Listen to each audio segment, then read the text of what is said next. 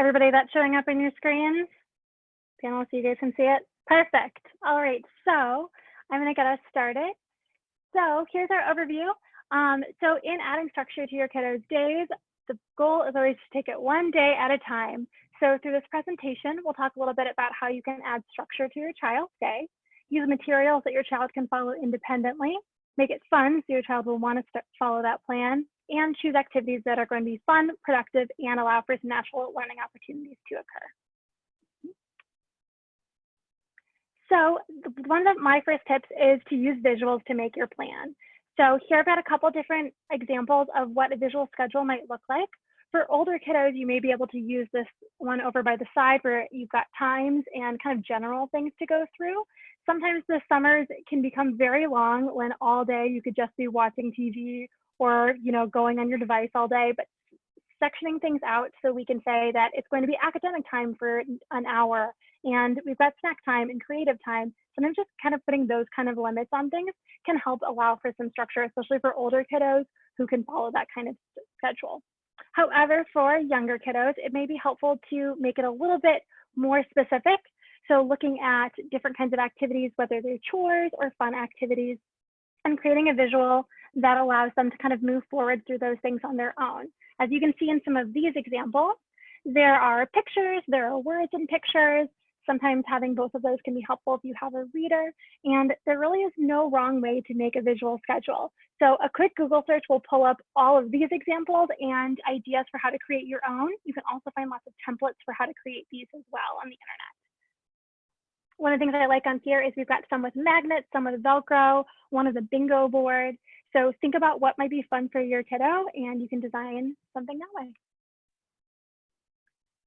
So activities on your schedule can be fun, productive, or both. So having something on your schedule is going to help to prevent boredom. So as long, like I said, if you sit there watching TV all day, it might be fun for the first 3 hours of the day, but at a certain point, you're going to get bored. So helping your kiddo to remember that there are lots of things that they enjoy doing by putting them on a schedule might help them engage in those activities. You can also use an activity schedule to work on chores and helping out around the house. You can play with a variety of toys, and you can use these to kind of work on academic skills and language skills that maybe you haven't been practicing since the end of the school year. And you could use these to kind of strengthen those gross motor and fine motor skills, as Molly and Maeve will talk a little bit about for both of those things. So here's a couple options of different kinds of things you can put on a visual schedule. So one option you can do is to create a scavenger hunt. Again, a quick Google search or a Pinterest search is going to pull up a ton of already made options. Here are two that I really liked. So you can choose a theme. And so maybe you choose a theme like a backyard scavenger hunt. So if it's a beautiful day outside, you want to be able to tell your kids, go outside, do something fun, but giving them a little bit more structure to what to do while they're out there might help them engage with the environment in a different way. So in here, this one's a bunch of different kind of things to do. Try to find 3 leaves, find 2 sticks, find something that's round, something that's green. So as you can see, a lot of these, it's not just find an item. For some kiddos, that might be appropriate to say, find a rock, find a leaf, can you find a tree, and point to those kinds of things. Or find those things and check them off on their list. Or this is going to help them kind of categorize things. Think about, something that smells good. That doesn't tell you exactly what to look for, but they can walk around the backyard smelling things and might figure out, oh, flowers smell good, dirt doesn't smell quite so good. So it gives them some things that they can learn in those. You can also choose other themes like a letter C scavenger hunt. Having them practice different letters of the alphabet might be fun to search around their house to see what they can find. You can even set up things like having them look through the refrigerator to figure out fruits and vegetables and learn that, maybe fruits stay in certain locations in the refrigerator. And maybe they can even take a little inventory for you and help you figure out your shopping list together. Another option is make it a competition. So if you have siblings at home, giving them a competition to see who can finish their list first may be a great way to get them both involved or multiples involved. You can also use a timer. So thinking of, we've got one of these timers on the screen, or a kitchen timer that you might already have in your house, or even the timer on your microwave. Setting a timer to see who can complete the activity before the timer goes off might be really fun for your kiddos to do. You can also use a stopwatch to see how long it takes to finish an activity. Maybe you've set up a chore like sweeping the floor, and you can set up your criteria and say, I do want, all the dirt off of the floor, or vacuuming the entire rug, and say who can do it quickly and efficiently. Another option is to use clues. So you can make treasure hunts around your house to make these even more interesting and using different kinds of clues. So here's a couple different examples so you can see them without our faces in the way. That you could use. You could make a treasure map by drawing out the house and making an X where they should look next, or have your kids help create these materials. You can also use fill in the blank clues to make things a little bit more difficult and more interesting, setting up rhyming clues, or even creating a puzzle with pictures, taking pictures of things around the house or printing out or drawing pictures and cutting them into pieces. Once your child finds the clues and solves their puzzles, it can tell them where to look next. So this one's definitely a little bit more involved on the front end of figuring out how to put these things together. Again, looking on the internet, you can find, I've got some resources that we can share in the chat afterwards as well, where you can find some of the ways to make these kinds of clues or pre-made clues if you'd like to use them in your house, or thinking about how to keep your kids busy. They might like to make these clues for each other, have an older sibling create some clues for younger siblings, and that way we can kind of keep everybody busy doing something interesting and thinking about how can I put clues in certain places and not forget where they are. The last and most important step here is to get excited about your plan. So talk it up. When you come up with your to-do list, talk about how fun, how hard, how silly it will be to do all the things on this list, and get excited about what your child will learn when they complete their list. So maybe you know what they'll get, or maybe it's going to be a surprise. You can also do the first tasks with them. So getting started with them and getting really excited. So if you're outside doing that backyard scavenger hunt, looking around, pretending like it's really hard to find that first item on there, might really pique their interest and get them motivated to do it with you, especially if you're having a hard time with that first one and they're able to find it before you. That might inspire them to keep going and keep looking for things. While they're doing it, you also want to cheer them on. So praise your child when you see them working on their list and pass it in passing, or when you go and check on them, depending on their independence. You may be able to say, go out and work, keep yourself busy and do these things. And, or you may need to supervise throughout, but whenever you're popping over and kind of seeing how they're doing, let them know that you're proud of them and they're doing a good job. You also want to choose a fun consequence. So maybe they can get a prize after they complete their list. Maybe it's a healthy snack or an activity, or maybe they can earn the option to engage in a preferred activity. So rather than watching TV all day, maybe after they complete their list, then they can watch TV for a half hour or however long you choose. You can also have them lead to a treasure. Maybe the last thing on your list of things to do is something really fun or some kind of surprise. And there's always the option that you can be so impressed with them that they did all of these things on their own, whether they were academic tasks, they were things targeting their fine motor and gross motor skills, or they were chores, or just something really silly and fun to do.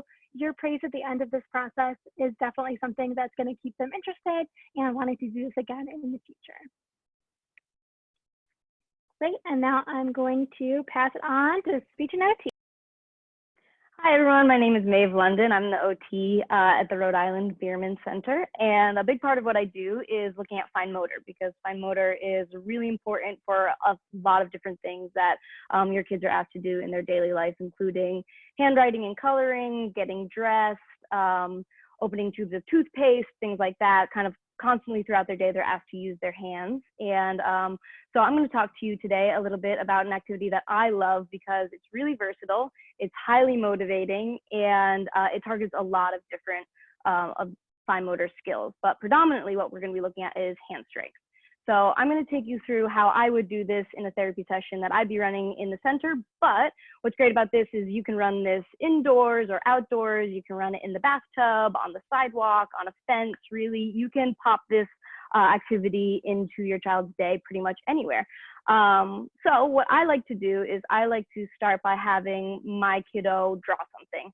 And what's great about this is it can be varied for whatever their skill set is. If they're at a scribble, that's great. I draw a circle and I have them scribble inside it. If they are drawing shapes or can write, I have them write their name. Or if they love a cartoon character, wonderful, let's draw your cartoon character. If your child is really not into drawing, if it's really non-preferred, that's no trouble at all. You can use stickers, or you can set up little cups or things like that, and get your spray bottle ready to go. So spray bottles, kids really, their eyes light up when they see these. They're wanting to engage in whatever you have going on whenever you present one. So let them know that this is what they're going to get to play with, but first we're going to do some drawing or work on some stickers or set up the cups. With that done, I tend to pass it over to them, the spray bottle, with the nozzle closed, for two reasons. One, so they don't just get going and spray all over your room, but two, because if you really talk it up and you're excited and they're ready to go, you have that momentum, and they go to spray and nothing comes out. Now they're looking at it, they want to engage with it, they want to understand why. The movement pattern necessary to open this spray bottle is the exact same movement pattern necessary to open up a tube of toothpaste or open up a water bottle. Now, for most kids, toothbrushing isn't so motivating that they really are going to work on this movement pattern to get the tube of toothpaste open. But if it's the only thing between them and getting to play with this toy, you find that they're really willing to go in and try to get that nozzle undone, which is a difficult movement pattern. You need a pincer grasp and you need to rotate, and it's tough. So it's a really good opportunity to embed that sort of practice, where otherwise it might be really hard to get them motivated to work on this skill. With that done, you can kind of step back and let them ready, set, fire. And typically what I like to do is I put something up on a wall. So right here, I have a lovely flower, and I like to pretend that I need to water my flowers or something like that. And you just get going and you spray, spray, spray until, and what's great about this, and I'll let speech kind of take over, but you can work on, oh, those petals look like they need some more. Can you try to get the petal? Can you try to get the flowers? Up, down, directions. But that's really speech, and I'll let her speak to that. I find that a child will want to do this until there's no water left in the spray bottle. So what you've achieved is really a lot of mass practice of that hand strengthening motion that's really important for all their fine motor skills moving forward. So my last step is, I don't know if you'll notice, this is where my bosses can use earmuffs. There's a lot of now water, colored water, that has come all down the wall. So this is great. This is a great opportunity to work on cleaning up, because a lot of times wiping up after things, we want kids to be able to do that after snack and things like that, but there might be some crumbs or some clear water, but it can be really difficult without an obvious visual clue for them to understand what it is we're asking them to do and when they successfully completed that task. But if you have a really vibrant color up against a wall, they can understand, or you can use that visual to your advantage to be able to point to, okay, here's the spot that I want you to get. They wipe, it's gone. They know they've completed the task. So again, you're getting another fine motor movement going, where they can work on that side to side motion of cleaning up that we ask them to do in their daily life. So this is a really, really fantastic activity. Again, that if you don't want something on your walls, bring that outside. If they're really not into the coloring part of it, but you really want them to work on that hand strengthening, because that is an area for growth for them, have them do it in the bathtub. There's a lot of different ways in which you can put this and cater it to whatever your kid is needing in that moment.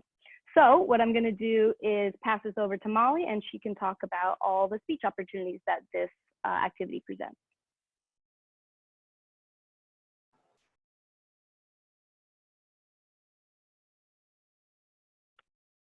Molly, we just need your... Yeah. Okay, now you guys can hear me, hopefully. I'm the speech language pathologist at the Randolph location of Bierman, and I'm going to talk about how we can do the same type of activity that Maeve just talked about and apply some speech and language skills. So not only are you getting the OT aspect of it, you can also get speech. So some certain speech aspects that you can do for specifically a spray bottle type of activity. It can really be so many things. So like the picture on the side, on the left over here, you can see that they just have cups lined up, and they don't have to have letters on it. They could be different colored cups. You could say the cup on the left or the right, depending on how your child may understand like directional cues, but you can have different letters on the cup, say spray the C, and that's following directions. Or you could have letters that they're working on in speech. Maybe they're working on the P sound. You have P's on every cup and they have to say their P sound every time they spray a bottle. So it's just getting those repetitions in, like Maeve said before, just for a speech goal rather than an OT goal. Another thing we can do is draw chalk pictures outside, and then the kids are getting outside, or you could also do this on a big white sheet on the floor of your house, have them draw on that and do spray bottles with that. And same type of thing, you can target prepositions. So you can do spray the top of whatever you drew or the bottom. One thing I like is the picture over here. They drew a fire and you want to put out the fire. So you could say, spray the top of the fire, the bottom of the fire. And then as you're doing that, you can work on different core language words and like say, go away fire, you know, we want it gone. And that is another great way to pair language skills and core words that they're hearing all day long, but then they can actually see maybe the fire go away or whatever picture you guys drew together kind of melt away. And then last but not least, you can just really embed these language skills into pretty much almost any activity you do. Just by narrating to your child and talking to your child, you're giving them language input that is going to help with their speech and language skills. And I'm going to go to the next slide, where we will start talking about some feeding, which can definitely be an area of difficulty with our kiddos. So something that I always like to encourage parents to do, which you don't necessarily think about before, is playing with your food can be a very good thing. So as long as you're not afraid to, you know, maybe get messy and just kind of have a silly time, playing with your food is really big, and it is how we start exposing kids to new types of food, new textures of food, and getting them comfortable with it before we're asking them to eat it. So the biggest thing with feeding therapy and how we would target it in center at Bierman is we start with just the child interacting with the food. So you can see on the left of this, on the bottom of the screen, there's just a vegetable face. So maybe you just present the child these vegetables and you say, like, let's see who can make the silliest face with these. And then at the end of it, you don't necessarily have to eat the vegetables, but by that point, your child has touched the vegetables, they've manipulated it, you know, with their fingers and hands, they're getting used to it. And just that exposure will help them build up those skills to hopefully eventually get them to touch it, maybe to their mouth and then their teeth, and then their tongue, and then hopefully getting them to bite and enjoy the food. So it definitely can be a long process, but something that can also be really fun, especially in the home setting.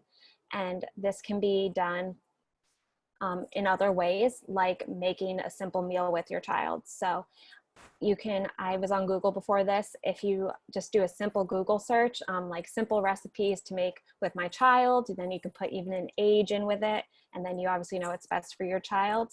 You can do simple things just like making a fruit salad, and you might have all the fruit prepared before, but from there you can go and make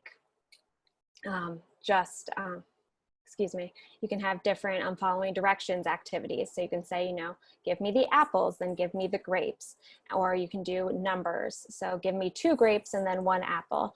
And so from there, they're making a meal with you.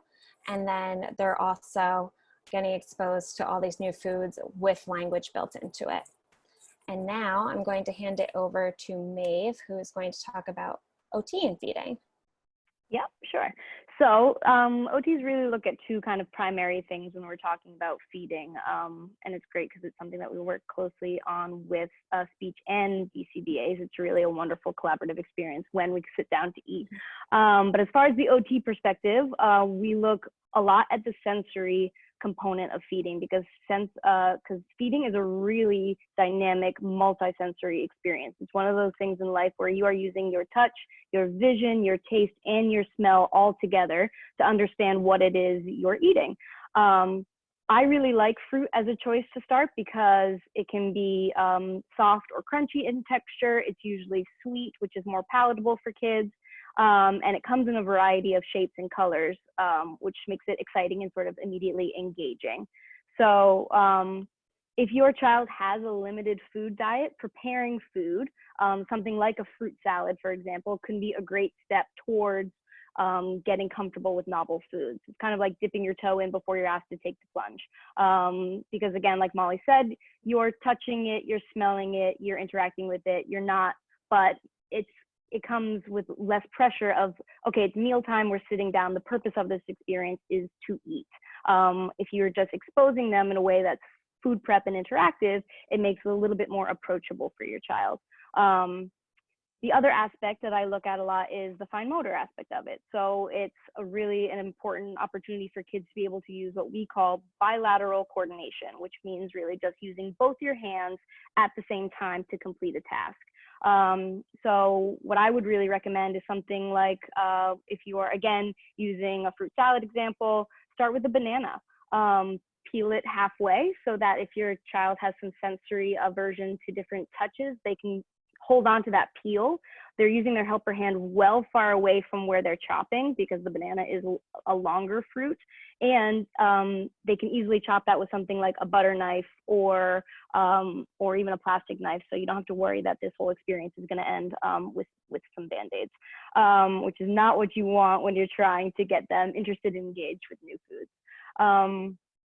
They can also work on things like that they need for feeding, but not necessarily within a feeding session. So like cutting, spearing foods, scooping, mixing, all of these motor patterns can be used in a food prep experience without actually having to then take a bite if that's not something that they're ready to do yet. And again, they're using a pincer grasp. You cut up the small pieces. Great. I want you to pick up the banana and put it into the bowl. They're having to use a pincer grasp to pick it up. They're having to use a reach, grasp, release motor pattern, which is something that we use all the time in our daily life. So really, it's a rich opportunity to work on a number of fine motor goals within one opportunity. And then if they're ready to take a bite, or they want to smell it, or they want to, feed it to the dog, whatever, they're still engaging with it and there's therapeutic value in that. So yeah, that's absolutely an activity that we would highly recommend as something to do with your kiddo. And then last, these are just some simple no prep activities that will target speech and language goals. So obviously everyone knows reading a book. Everyone always recommends it because obviously it just targets everything. But simple things that you may not think to do all the time while reading a book is just promoting auditory recall and comprehension. And that's just a fancy way of saying, I'm going to ask you questions at the end of the book and see if you remember what happens. And then if your child doesn't remember what happens, you can go back and you can look for context clues on maybe the page of the event you're talking about, or different pictures on the page that they can label, and then you guys can kind of discuss it. Other questions to ask as you're reading the book, you can target WH questions, whether it's something as simple as what is that to label it, or who is that. It can also go on to what's happening. Maybe you see your child isn't a reader yet, but they're able to tell that something's happening from the pictures that are in the book. So that's just a simple way to be able to grab a book off the shelf, open it up, and target some simple language skills. Another activity that you can try is just looking at pictures. And by that, I mean like looking at pictures of your child, of your family, of your friends, because that's something that pretty much all kids I've come across are super motivated by, and it can promote a lot of language skills. So not only are you getting that pragmatic interaction with your child, you're recalling maybe a memory of something really fun happening. You're also able to work on describing and labeling, and just talk about like, what were we doing? What's happening in this picture? And being able to look back at those memories with your child. And then it just creates good pragmatic interaction as well. Last but not least, we've kind of touched on this throughout the presentation, but just simple Household chores will target following directions, fine and gross motor skills like Maeve has talked about, and just being able to work on vocabulary throughout the household, categorizing skills, whether it's just something that you may find in a house or it's something specific that you would find only in the kitchen or only in the bathroom. It's just another really simple way to target speech and language, and also behavior and OT skills like we talked about, by getting stuff that needs to be done. So that is it for this slide of the presentation. I believe we are all done.